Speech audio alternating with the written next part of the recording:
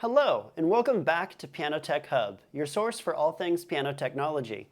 I'm Micah, and today we are doing another review of a rather unique piano tuning lever, the Stewart PTH-5-1.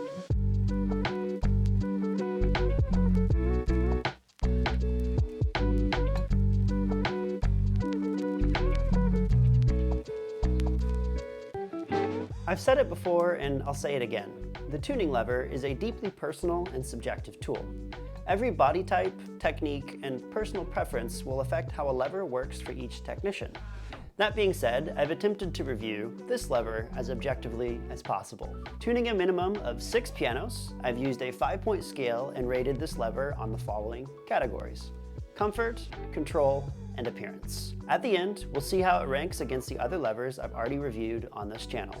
The link to that video will be in the description and maybe on the screen somewhere if I can figure out how to do that. Let's begin. This lever is 11 3/4 inches long, weighs 8 ounces, has a 5-degree head with a proprietary Stewart tip. The ball diameter is 1.5 inches, the length of it being 1 inch this way with an additional 3/4 inch taper right here. This cost me in 2024 $325 for the lever with an additional $80 for the tip, coming in at $405 total plus shipping. This lever is extremely rigid, which is the entire point of its design.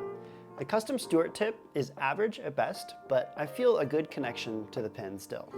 The angular body into the small ball grip limits grip options, which make it a less versatile lever to control than others.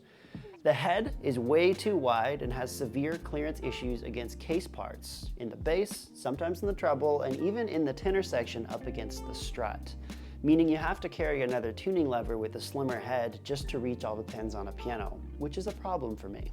The head and body design make it a little awkward to pick up and move from pin to pin as well because of how flat and wide it is. I'm giving it a 2.5 out of 5 for control. The best part of this lever is how lightweight it is. Unfortunately, that does not compensate for how uncomfortable it is to use. The ball grip is tiny, causing significant pressure points on the tendons at the base of my fingers and causes the palm of my hand to ache quite a bit very quickly. The extruded neck off the ball grip is too short, and I can barely fit a single finger on it without resting on the sharp edge of the acetal grip, which is also uncomfortable and further limits grip options. The aluminum angular body is too uncomfortable to grip and use like a traditional turned tuning lever. I did find a few ways to grip this tuning lever that worked and gave me some decent tunings, but it just was not at all comfortable or enjoyable. My hand ached after just 2 tunings with this lever, and I can't imagine doing a normal 4 to 6 tuning day with this, let alone a 10+ tuning day during those busy institutional work periods. Simply put, this is not a comfortable lever. I'm giving it a 2.5 out of 5 for comfort.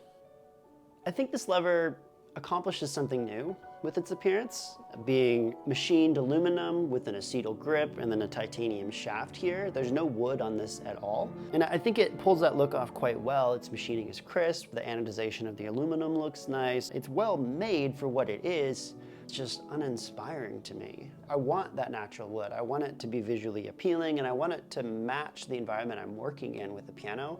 And to me, this simply doesn't do it. This seems like it belongs in an auto body shop rather than a piano technician's toolkit. Maybe I could give it a 3 out of 5 for appearance because I think it does what it's trying to do well with the appearance, but it's just not working for me. This lever is unique in design, but it feels like it was conceptualized by an engineer or mechanic and not a piano technician.